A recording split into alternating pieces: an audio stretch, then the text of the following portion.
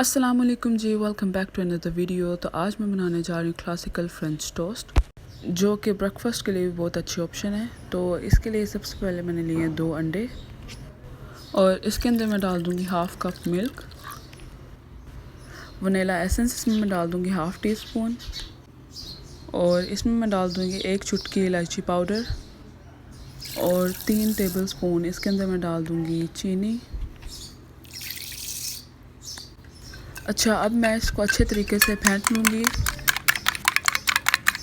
और अब मैं एक पैन के अंदर बटर डालूँगी। आप चाहें तो घी और ऑयल के अंदर भी बना सकते हैं।